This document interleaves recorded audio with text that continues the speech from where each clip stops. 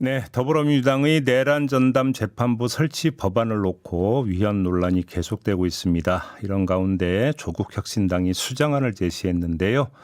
박은정 조국혁신당 의원 연결해서 입장 자세히 들어보겠습니다. 나와 계시죠? 네, 안녕하세요. 안녕하세요. 지금 민주당 안에 위헌 소지가 있다. 조국혁신당에서도 이렇게 보는 건가요? 네, 위헌 논란이 좀 있을 것 같다. 네. 그래서 그런 부분들에 대해서 좀 수정이 필요하다. 이런 의견입니다. 그래요. 그러니까 지금 이 판사 추천에서 법무부 장관의 추천권이 보장되는 이 부분이 핵심이라고 보시는 겁니까?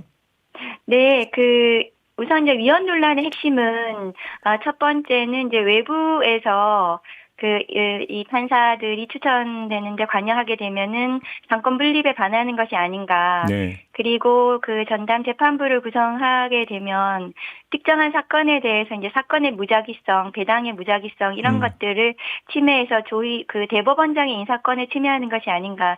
이런 두 가지 논란이 있는 것 같아요. 예. 그래서 두 가지 부분에 대해서 가장 문제없게 하는 것은 대법원에 아마 대법원 예규상 전담 재판부를 각급 법원장이 구성하도록 되어 있습니다. 네.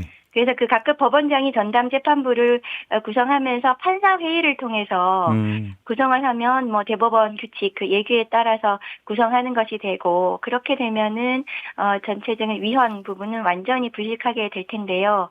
그렇지만 지금 이 논란이 나온 배경이 내란 범죄에 대한 재판이 제대로 되지 않고 있다는 국민적인 불신 때문 아니겠습니까? 예. 그러면 우리가 조희대 대법원장이 이끄는 사법부에서 만연히 그냥 전적으로 이 내란 전담 재판부를 구성하는 것에 대해서는 조금 우려가 있다. 그러면 판사 회의에서 판사를 추천하더라도 외부에서 조금 한국법학교수회라든가 법전원 협의회라든가 이런 데서 외부적으로 좀 의견을 좀 낼 수 있도록 하는 이런 구조가 이제 조국혁신당에서 제안하는 한 가지 안이 되기도 합니다. 그래요. 근데 저희가 지난주에 전현희 의원하고 인터뷰를 했는데요. 전현희 의원은 대법관 후보 추천회라든지 이런 데도 외부 추천권이 있다. 위헌 요소가 없다. 이렇게 주장을 하던데 이건 어떻게 보세요? 네, 맞습니다. 우선 법원조직법상 법관 인사위원회도 있고요. 네. 대법관 추천위원회도 있고요. 추천위원들이 외부위원들이 다 인정이 되어 있습니다. 네네. 그러니까 외부에서 추천했다는 이유만으로 위헌 요소가 있다. 이렇게 보는 것은 저는 너무 과도한 해석이 아닌가 생각이 들고요. 예. 그리고 이번에 저희가 법사위에서 통과한 법이 내란 전담 재판부에 판사를 추천하는 위원 판사를 추천하는 것이 아니라 외부위원이 그러니까 외부에서 위원을 추천하는 겁니다. 네. 그러니까 외부에서 판사를 추천할 수 있도록 하는 위원을 추천하는 거기 때문에, 그렇기 때문에 직접적으로 판사를 추천하는 것과는 좀 다르다. 그러니까 정리를 하면 특정 직책, 예를 들어서 대법관이 되든 뭐가 됐든 특정 직책을 맡는 판사를 외부에서 추천할 수 있지만 특정 사건을 맡는 판사를 외부에서 추천하는 건 문제가 있다. 이렇게 봐야 되는 겁니까? 그것은 아니고요. 예. 일단 이번에 통과된 법사위 내란 전담 재판부 법에는 추천위원회를 구성하도록 되어 있고요. 그렇죠. 그래서 추천위원회 구성에 이제 판사회의에서 3명, 그 다음에 법무부 장관이 3명, 네. 그리고 헌재. 또 헌재에서 네. 헌재 사무처장이 3명, 예. 이렇게 추천위원회를 구성을 하도록 되어 있습니다. 그래서 예. 추천위원회에서 2배수의 판사를 추천하도록 되어 있거든요. 예. 그러니까 직접적으로 판사를 추천하는 거하고는 좀 다르다. 그래서 지금 이제 문제가 되고 있는 위헌 논란에 대해서는 조금 오해가 있는 것 같다는 생각이 들고요. 예. 그리고 실제로 대법관을 추천을 하고 있지 않습니까? 외부에서. 네네네. 그렇다면 이것은 판사를 직접 추천하는 그것도 법원조직법에 인정이 되어 있는데 첫 추천위원을 추천하는 이 부분은 하고는 좀 다른 것이 아닌가. 그래서 그 위헌성 부분에 대해서는 크게 문제가 없다고 봐서 법사위에서는 이 법이 통과가 됐습니다. 그런데 그럼 왜 문제가 되는지 다시 한번 정리 좀 해주세요. 그러면 그런데 위헌 논란이 왜 그럼 이게 가라앉지 않는 걸까요? 네, 그럼에도 불구하고 그 헌법 101조에 따르면 네. 사법권은 법관으로 구성된 법원에 속한다 이렇게 되어 있습니다. 예. 그러니까 이 법원에 속한다는 부분이 이제 법원의 대법원장 인사권 이고 그러면 이 대법원장 인사권은 이 재판부를 구성하는 권한, 판사를 임명하는 권한, 판사를 인사하는 권한 이 부분에 있어서 이 내란 재판에 대한 대법원장의 인사권 그리고 그 각급 법원의 재판부 구성에 관한 권한을 이 외부에서 새롭게 이 내란 재판에 대해서 추천위를 구성하는 것은 이게 한 번도 있어본 일이 없었기 때문에 그래서 아마 위헌 논란이 있을 수가 있다 이런 우려인 것 같아요. 그러니까 어떤 뭐 추천 그 자체보다는 특정 사건에 있어서의 추천 이게 문제가 될 소지가 있다 이 말씀이신 것 같은데. 네, 그 부분도 위헌에 대한 우려가 있는 것 같습니다. 근데 지금 조국 혁신당에서는 만약에 민주당 안대로 통과가 되면 윤석열 전 대통령 측에서 위헌 법률 심판을 제기를 할 것이고 그러면 시간이 길어지고 판결은 늦어지고 그 사이에 석방될 수 있는 거 아니냐 이걸 좀 우려하시더라고요.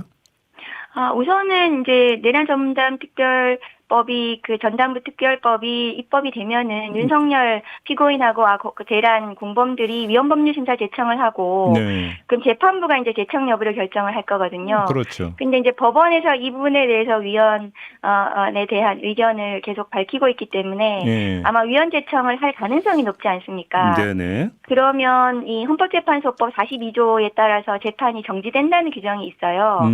그래서 재판이 정지가 되면 그 위헌 심판에 대한 결정이 날 때까지 이 법원에서 피고인을 보석 등의 형식으로 풀어줄 가능성이 있는 것이 아닌가 하는 우려입니다. 네. 그런데 그 헌법재판소법 42조 1항 단서에 따르면 긴급한 경우에는 재판을 정지하지 않도록 하는 또 규정도 있습니다. 네네. 그래서 구속사건 같은 경우에는 재판이 정지되지 않을 수도 있고요.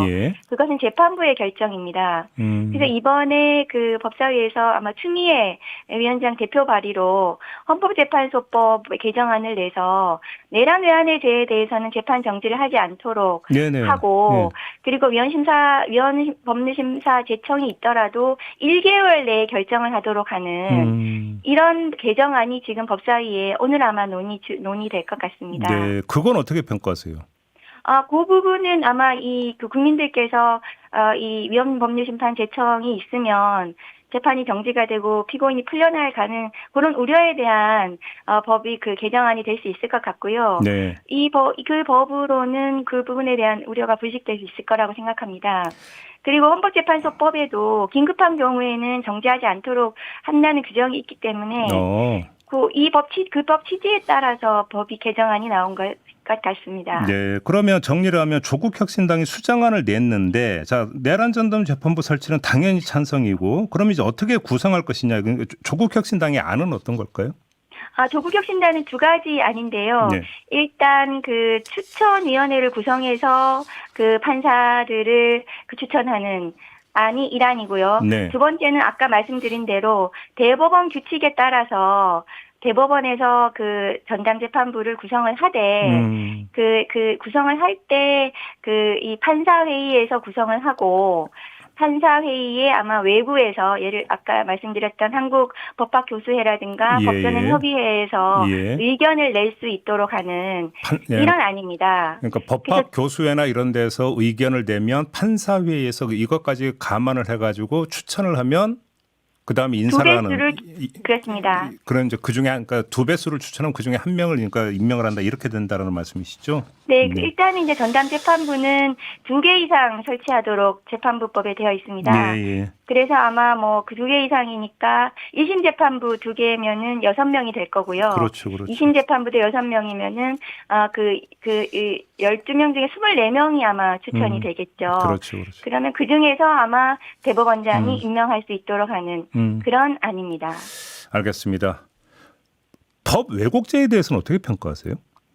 법 왜곡죄는 실제로 많은 선진 국가들, 독일 등 국가에서 시행이 되고 있는 제도이고요. 예. 최근에 이제 지기현 판사가 형사소송법을 정면으로 위반해서 그 구속 취소 결정을 하지 않았습니까? 네네네. 윤석열 피고인에 대해서. 예. 그런 경우에도 법을 왜곡해서 그 구속 취소 결정을 했다고 봐서 네. 법 왜곡에 해당할 수 있습니다. 실질적으로 판사나 검사들이 그 법을 그 위법 부당하게 왜곡하는 경우에는 그것이 법의 심판을 받을 수 있도록 해야 합니다. 네. 그리고 그 독일 같은 경우에도 최근에도 그 2023년도에도 판사가 법을 그 심각하게 왜곡해서 그 처벌받은 사례가 있습니다. 그 징역형이 선고가 됐고요. 그래서 판사와 검사 같은 경우에도 법을 왜곡하는 경우에는 처벌을 해야 된다. 다만 이제 그 왜곡이라는 표현이 좀 불명확하다라는 그렇죠. 그런 예. 비판이 있어서 예. 이번에 통과된 법 왜곡죄에는 굉장히 세심하게 구체적으로 유형화했습니다. 아, 예. 그래서 3가지로 유형화해서 그것이 그 명확하게 그 법 왜곡이라는 것이 무엇인지를 명확하게 규정을 하고 있습니다. 아, 그 유형이 그러니까 규정이 되어 있다. 그래서 네, 그렇습니다. 왜곡이 무엇인지에 대한 어떤 해석의 해석을 네, 둘러싼 그렇습니다. 논란 여지를 없앴다 이런 말씀이실까요? 네, 논란의 여지를 없앴습니다. 예를 들면 증거를 조작했다거나 네. 이런 이 굉장히 구체적인 유형을 저희가 규정을 하고 이런 경우에는 왜곡이다. 그래서 왜곡한 경우에는 처벌하는 이런 규정입니다. 알겠습니다. 또 다른 건 하나 좀 여쭤볼게요.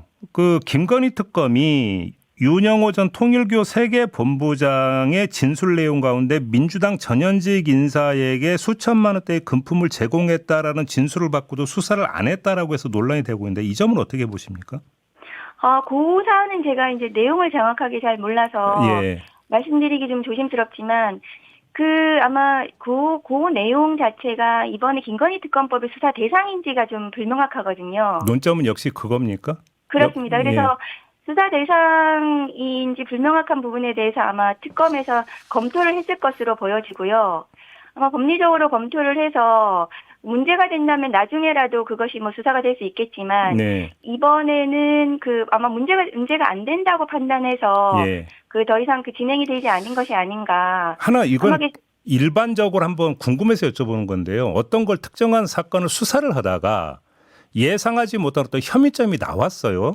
근데 그러면 이거는 수사를 안 하고 그냥 거기서 수사를 중단하고 다른 기관에 이첩을 합니까? 아니면 그래도 조사를 하고 사법 처리 단계에서 이첩을 하는 겁니까? 어떻게 되는 겁니까? 통상? 그것은 아마 이제 각 수사기관의 직무 분담에 따라 다른데요. 네. 그런 경우에 막 관련 사건인 경우에는 예. 뭐 그 수사기관에서 수사를 진행을 할 수도 있겠지만은 네. 예컨대 뭐 공수처와 검찰 간의 서로 간의 수사 대상이나 범위가 좀 다르거든요. 네네네. 그런 경우에는 혐의가 인정이 되거나 혐의가 좀 판단이 되면은 예. 이첩하기도 합니다. 예. 이번에 아마 특검에서도 그런 부분들을 아마 검토를 했을 거라고 저는 생각합니다. 이첩을 염두에 두고 있다 이렇게 이제 해석을 하신다는 말씀이시죠? 그것은 아니고 이것이 김건희 특검법의 수사 대상이 아닐 거고 그리고 아마 이게 윤영호 본부장이 어떤 짓을 했는지 제가 알 수 없어서 네네. 말씀드리기는 좀 어려운데 알겠습니다. 그 내용이 아마 법리적으로 문제가 없다고 판단했을 수도 있을 것 같습니다. 근데 뭐 수천만 원의 금품이라고 했다니까 그러면 이거는 통상적 정치 후원의 범위를 넘어서는 거 아니겠습니까? 그것은 정확하게 제가 잘 모르겠습니다. 그러니까요. 일단 팩트 확인부터 좀 해야 된다는 말씀이시고. 그렇습니다. 팩트 확인이 좀 필요합니다. 하나만 더요. 그 안권섭 특검팀이 현판식을 가진 날 문희준 그 검사가 찾아와서 문지석 검사를 무고 혐의로 수사해달라고 요청을 했다는데 이건 어떻게 평가하십니까? 네, 어미준 검사가 아마 수사 요청을 한 것 같은데요. 이 감봉권 띠지 쿠팡 불기소 외압 의혹 이 특검의 핵심은 이 쿠팡 불기소에 대한 수사 외압.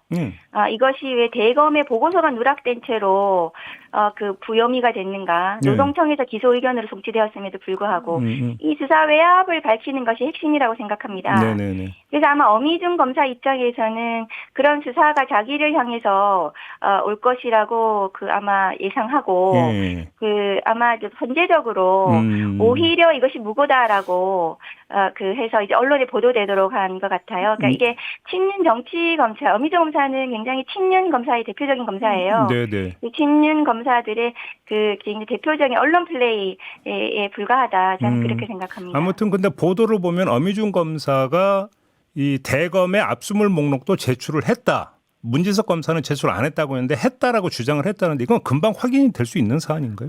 네, 그렇습니다. 그건 특검의 수사를 통해서 네. 규명이 가능할 거라고 생각하고 문지석 검사가 대검에 본인이 그동안 경험한 그동안의 수사 경과에 대해서 수사 의뢰하고 징계 의뢰를 한 바가 있습니다. 네. 그러니까 그 내용이 굉장히 상세하고 구체적이고 예. 법리적으로 아마 어미준 검사나 부천지청 지휘부에 대한 범죄 혐의를 인정할 만한 굉장히 중요한 단서가 될 거라고 생각하고요. 네. 그에 따라 특검이 수사하면 그 사실관계는 규명이 될 거라고 생각합니다. 사실관계 규명이 그렇게 어렵지는 않겠네요. 그러면.